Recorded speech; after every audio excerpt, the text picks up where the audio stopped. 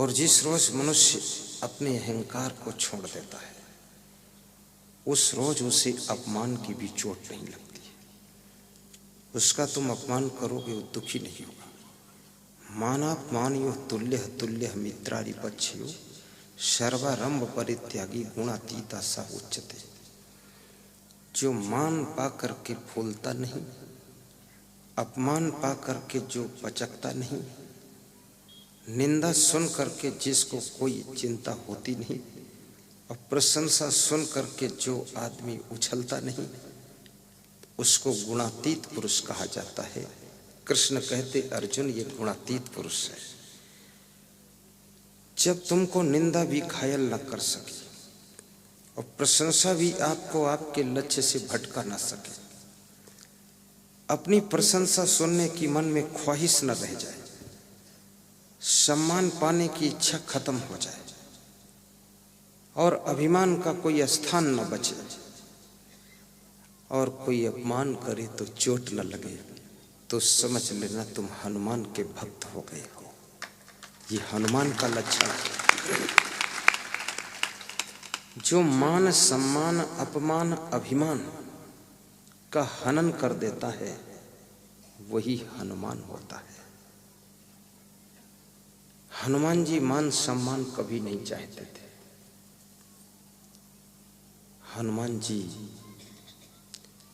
जिसमें लंका को जाना था सीता की खोज करने, चुपचाप बैठे थे। वो डिंग भी नहीं मारते थे मैं ये कर दूंगा वो कर दूंगा। हनुमान जी बैठे थे तो जामवंत ने कहा क्यों चुप साध रहा हनुमान। हनुमान क्यों चुप्पी साध कर बैठे हो, भगवान से बोलो ना कि मैं लंका जा सकता हूँ। तो उन्होंने कहा अगर भगवान से ऐसा बोल दूंगा तो हनुमान नहीं रह जाऊंगा, भगवान आदेश करेंगे तो चला जाऊंगा।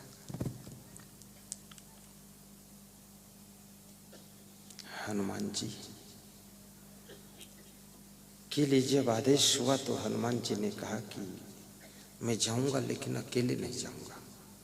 बोले क्या डर लगता राक्षसों में? बोले डर की बात नहीं है, लेकिन अकेले नहीं जाना चाहता, कुछ साथी साथ में चलना चाहिए।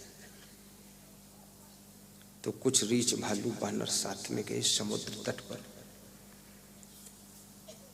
तो रीछ भालू बानरों ने कहा कि हम लोग तो समुद्र पार नहीं कर सकते, तो मुझे क्यों लाए हो? बोले आप इसी किनारे बैठो, मैं लौट कर आऊंगा, मेरा इंतजार कीजिए। बोले तो इस किनारे भी बैठने से मतलब क्या है, क्योंकि काम तो आपको करना अकेले।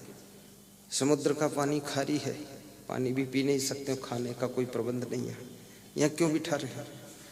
बोले यहीं बैठना है, यहीं रहना, यहीं कुछ खाने पीने के इंतजाम कर लेना और मैं लौट कर आऊँगा, तब साथ साथ चलूँगा। हनुमान जी अकेले लंका में जाकर के सारा काम करके लौट कर आ जाते हैं। देखिए हनुमान जी में कितना काम दिया था। राम ने कहा था सीता की खोज करना, इतना ही तो कहा था, लेकिन वहाँ अशोक वाटिका को उखाड़ा, अक्षय कुमार का वध किया और स्वयं बंधन में आए और लंका को जला दिया, उसके बाद चले आए। इतना थोड़ा फालतू काम कर दिया। यानी बुद्धिमान व्यक्ति की बुद्धि जो होती है वो केलापाती बुद्धि होती है। बुद्धि नंबर 1 बुद्धि होती कंबल बुद्धि, दूसरी बुद्धि होती है चमड़ा बुद्धि, जूता बुद्धि, तीसरी बुद्धि होती है ढोल बुद्धि, चौथी होती है केलापाती बुद्धि। तो ये जो कंबल बुद्धि होती है, कंबल में कोई लोहे की सलाई डालो तो जब तक सलाई डाले रहोगे तब तक छेद रहेगा, वो राड निकाल लोगे सलाई, छेद बंद हो जाएगा।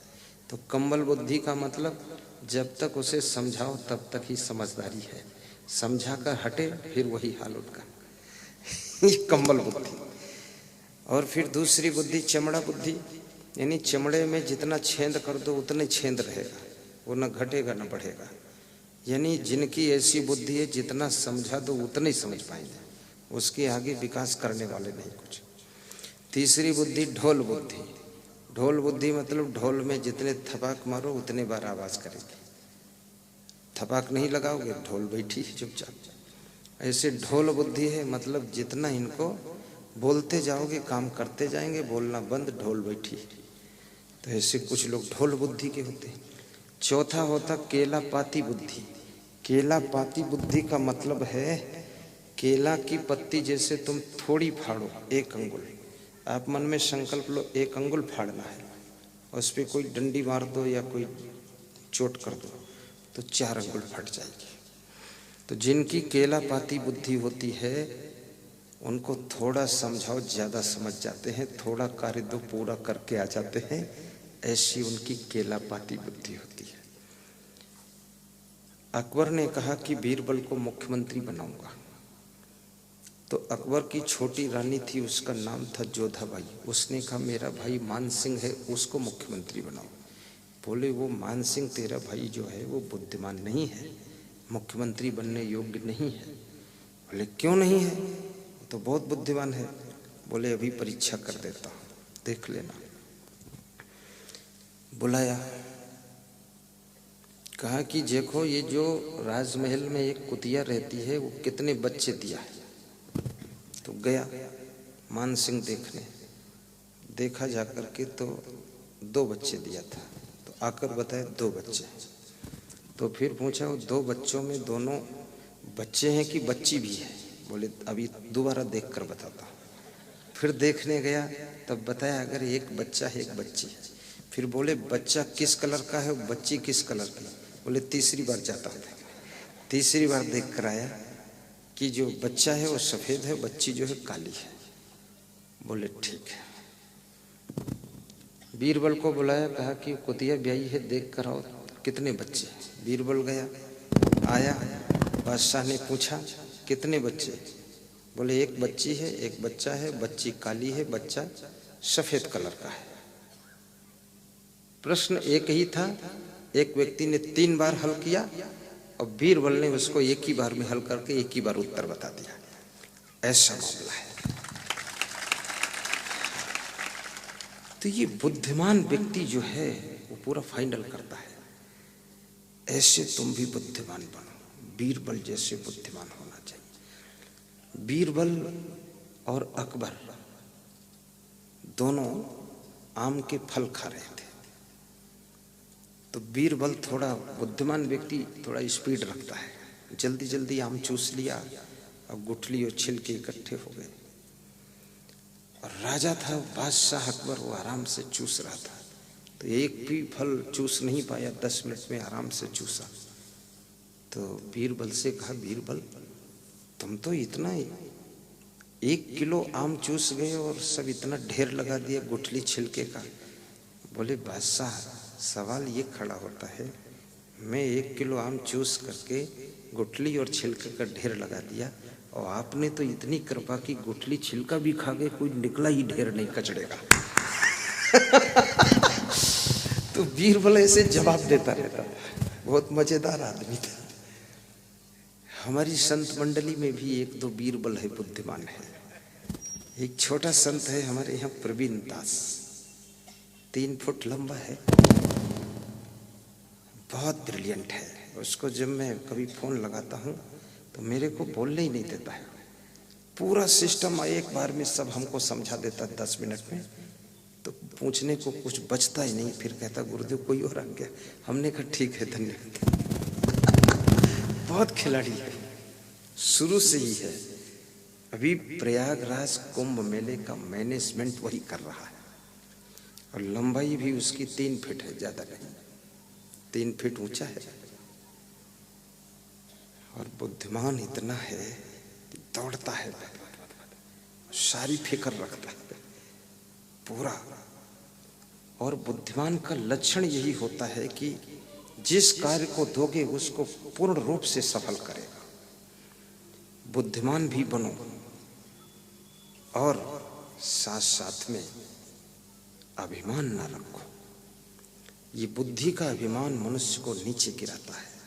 जैसे मूर्तिकार को अभिमान ने ही पकड़वा दिया था, ऐसे ही कभी अभिमान नहीं करना चाहिए, सरल स्वभाव रखना चाहिए। शर्म मेवाभिमाना, ढाई अक्षर प्रेम का पढ़े सो पंडित हुए। हमने जो प्रसंग आपके बीच में लिया था, संतापाद भ्रष्यते रूपम, संताप करने से मनुष्य का सुंदर रूप नष्ट हो जाता है। इसलिए अपने जीवन की ऐसी सेटिंग कीजिए कि आपको चिंता ना रहे, प्रसन्नता से प्रबंधन अपना करें, आदमी की परख करें, रीडिंग करना सीखें, नौकर को भी परखें, मालिक को भी परखो, परिवार के सदस्यों को परखो, पारखी बनो।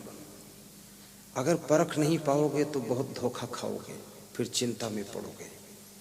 ड्राइवर को भी परखो, ये कैसा ड्राइवर है। और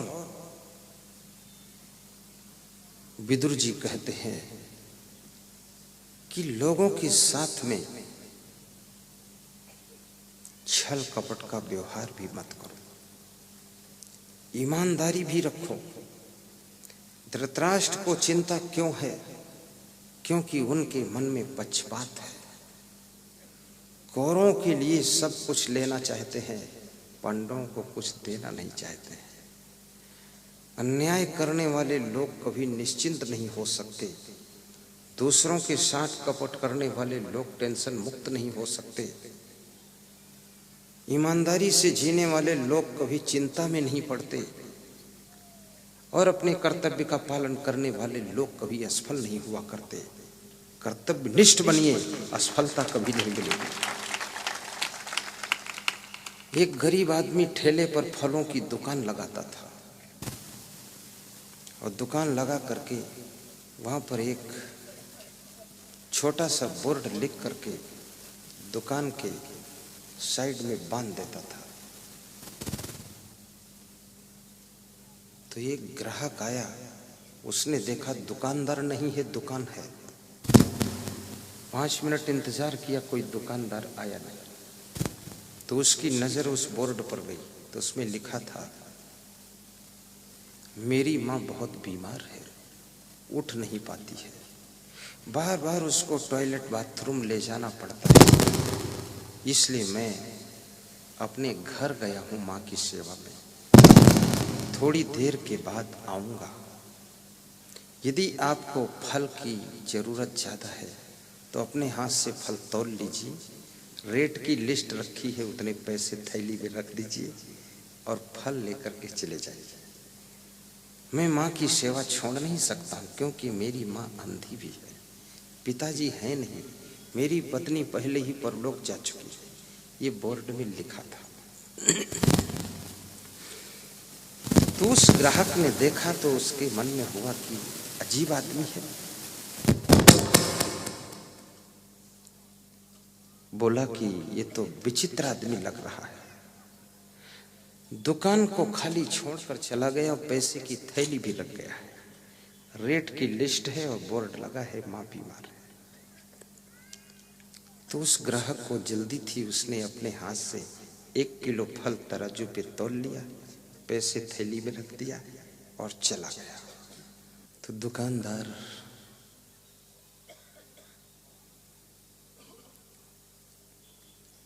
से एक ग्राहक एक दिन मिल जाता है और पूछता है कि तुमने ये बोर्ड लगा दिया है और यहाँ पर ये रेट लिस्ट रख दी है और तुम माँ की सेवा में चले जाते हो और 2-2 घंटे गायब रहते हो, कोई पैसे की थैली उठा ले जाए तो,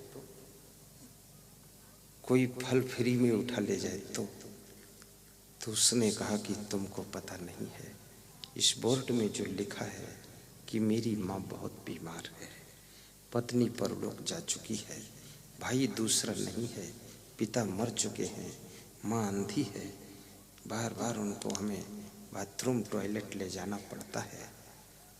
तो ये शब्द लोगों के दिल में करुणा पैदा करते हैं, दर्द पैदा करते हैं। तो मैं सच में बताता हूँ, सुबह दुकान लगा देता हूँ 7 बजे और रात में आकर 9 बजे दुकान ले जाता हूँ और बीच में मैं आता ही नहीं। तो बोले हिसाब किताब का क्या हो रहा है? तो उसने कहा हिसाब किताब का ये हो रहा है, किसी रोज कोई डॉक्टर आता फल लेने तो वो अपना एड्रेस भी लिख करके रख जाता है थैली में कि तू तेरी माँ का इलाज मेरे यहाँ से करा, मैं फ्री करूँगा। तेरी निष्ठा अपनी माँ के प्रति इतनी ज़्यादा है कि दुकान की परवाह नहीं, फ्री करूँगा। कभी कोई धनवान व्यक्ति आता है तो इसमें 2-5 हजार रुपये दान करके थैली में रख जाता है और लिख कर रख जाता है कि तेरी माँ का इलाज मेरे पैसे से होगा, तू चिंता मत कर, दुकान पर मत आ, तू वहीं लग और मैं फल के बजाय कुछ और भी रख देता हूँ। बोले मुझको फल जब मैं खुद खड़ा होकर बेचता था तो शाम तक 2-4 हजार ही आते थे, अब तो रोज करीब करीब 10-15 हजार आते हैं।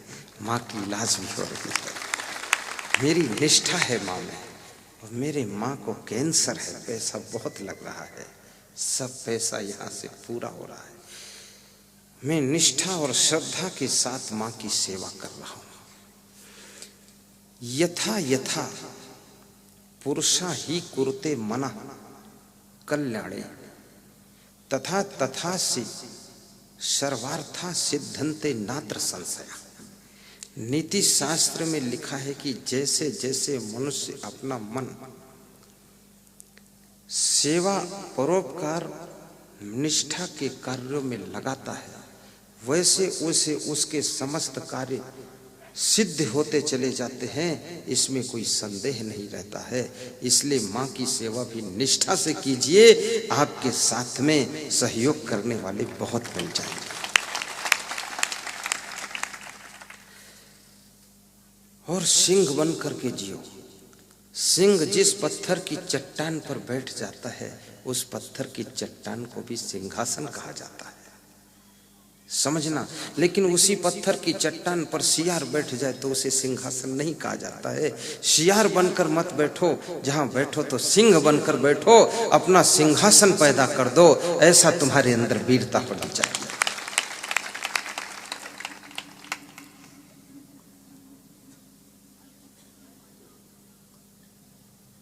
संतापात भ्रश्यते रूपम, संतापात भ्रश्यते बलम।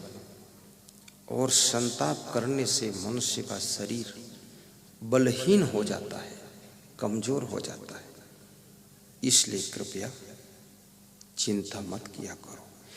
चिंता ऐसे है जैसे नेपाल में लकड़ी के भवन बनाए जाते हैं, लकड़ी के अंदर एक कीड़ा लग जाता है जिसको दीमक कहते हैं, और दीमक उस लकड़ी के भवन को भीतर भीतर खोखला कर देता है।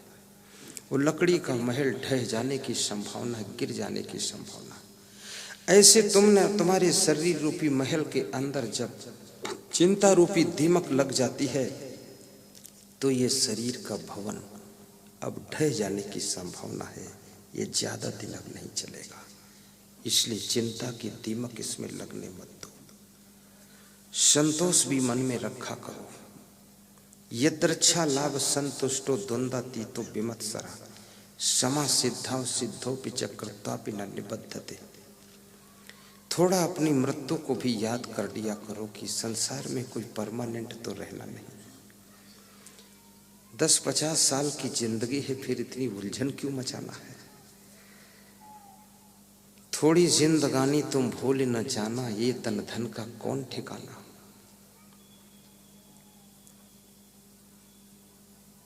अंततः अपने मन में विचार कीजिए और दूसरों को भी निश्चिंतता प्रदान कीजिए। जो अपने घर के सदस्यों को निश्चिंतता प्रदान करता है उसकी चिंता तो प्रकृति हर लेती है, और जो सबको चिंता और टेंशन में डाल देता है उसको कुदरत टेंशन के कुएं में ढकेल देती है। इसलिए दूसरों को भी चिंता से बचाइए। कभी कभी मन में विचार कीजिए कि मेरे पति मेरी वजह से चिंता में तो नहीं। अभी मेरा सत्संग टिमरनी में था, हरदा जिले में। श्री वीरेंद्र दुबे, श्री दीपक जैन, दीपक राठौर, मुकेश राठौर, रामचंद्र राठौर, जगदीश राजपूत, महेश पटवारी ये सत्संग करा रहे थे। आनंद मंगोले चारखेड़ा। अच्छी उनकी कमेटी थी। तो वहाँ एक आदमी ऐसे आया, नौजवान आदमी, वो डिप्रेशन में था, बड़ा निराश, बड़ा उदास, बड़ा हताश। तो उसका पिता जो था वो सर्विस से रिटायर होकर के उसको लेकर आया। बोला एक ही बेटा है, ये इतना डिप्रेशन में चला गया। तो मैंने कहा कि डिप्रेशन किस चीज का है तुमको बताओ, निराशा में क्यों डूबे हो, क्या लेकर यहाँ आए थे और क्या लेकर यहाँ से जाओगे, और जब लेकर कुछ नहीं आए थे तो यहाँ तुम्हारा खोया क्या है जिसके लिए तुम निराश हो रहे हो, और जो खोया भी कुछ नहीं है और मिला भी कुछ नहीं है तो दुख में क्यों डूबे हुए हो। जो मिला है सब यही मिला है, जो खोया है सब यही खोया है, और जो छूटेगा सब यही छूटेगा, जो पाया है सो यही पाया है, तो टेंशन क्यों करते हो। तो थोड़ा सा वो मुस्कुराया, थोड़ा और समझाया, फूल पे मंत्र पढ़ के दिया, घर गया, खुश हुआ। अगले दिन पूरा परिवार आया। उसकी डिप्रेशन में जो था उसकी पत्नी भी आई, उसकी माँ भी आई, बाप भी आया, बेटा भी आया। तो हमने कहा कि पूरी फैमिली आ गई। बोले फायदा हुआ, आधा ठीक हो गया। तो हमने कहा सब लोग आ गए, पूरा ठीक हो जाएगा। तो मैंने कहा कि डिप्रेशन किस बात का, ये तो बताओ। तुम्हारे परिवार का कोई सदस्य ऐसे कार्यकर्ता होगा जिसके कारण तुम उदासी में डूब गए हो। तो उनकी पत्नी बोली, जो डिप्रेशन में था उसकी पत्नी, कि इनको पहले ये सिखाओ गुरुदेव, कम से कम थोड़ा विश्वास रखे हमारे ऊपर, इनको संदेह बहुत होता है। तो मैंने बीमारी पकड़ा कि पत्नी की वजह से उसको डिप्रेशन है। तो मैंने उसको कहा, उसकी पत्नी को, तुम ऐसा कार्य मत करो जिससे इनको संदेह हो, ये भी ठीक करो थोड़ा। इस ढंग से किसी को मिलो मत, किसी से ऐसे ढंग से बात मत करो जिससे कि इनको संदेह हो, डिप्रेशन में जाए। तो वो और थोड़ा हंसा जो डिप्रेशन में था, कि गुरुदेव सही ट्रीटमेंट दे रहे हैं। तुम्हारी फैमिली का कोई व्यक्ति यदि डिप्रेशन में है तो उसमें कहीं ना कहीं उस गलती में तुम्हारा भी सहयोग हो सकता है। इसलिए कृपया ऐसा कार्य व्यवहार मत कीजिए जो वो डिप्रेशन में जाए। और फिर मैं ये भी कहूँगा, फैमिली का कोई सदस्य कैसा भी कार्य व्यवहार बातचीत करता है, लेकिन तुम डिप्रेशन में फिर भी मत जाओ, उदासी में मत जाओ, निराशा में मत डूबो। क्योंकि उदास होने से, निराश होने से, डिप्रेशन में जाने से अपनी जिंदगी की ऊर्जा व्यर्थ चली जाती है, समय बर्बाद होता है और जीवन में तुम कुछ कर नहीं पाते हो। ये तो ना समझ अज्ञानी लोग हैं, उल्टा पलटा काम करते हैं। तुम समझदार आदमी हो, शेर की तरह गर्जिए और अपने संकल्पों को पूरा करने में लग जाइए। ये पूरे घर को सुधार करके तुम कुछ नहीं कर पाओगे। अब्राहम लिंकन की पत्नी सूखी गालियां देती थी, प्योर गालियां देती थी, लाग लपेट नहीं रखती थी, फोहड़ स्त्री थी, इंग्लिश में गालियां बकती थी क्योंकि अमेरिकन थी, गाली देने की आदत थी। इतने राष्ट्रपति की पत्नी, गरीब घर का लड़का अब्राहम लिंकन, शादी हो गई बचपन में, पत्नी ऐसी मिली, काली देवी कलकत्ते की चंडिका अवतार, खतरनाक महबूबा। अब्राहम लिंकन कभी कभी अपनी पत्नी की गालियों से घबरा करके रात में देर को आता था और खिड़की के रास्ते से घुसकर भूखा सो जाता था। और इतनी तकलीफों में जीने के बावजूद भी उसने अपने लक्ष्य को नहीं छोड़ा, डिप्रेशन में नहीं गया, निराश नहीं हुआ और काम करता रहा। एक दिन अमेरिका का राष्ट्रपति बनकर बैठ गया और दोबारा फिर राष्ट्रपति बना और 15 बार चुनाव हारा, 16वीं बार जीता। और पत्नी का आक्रमण अलग होता था। घर के सदस्य झमेला डालते ही रहेंगे, लेकिन तुम अपने संकल्पों की ओर कदम बढ़ाते चले जाइए। आपको जब सफलता मिलेगी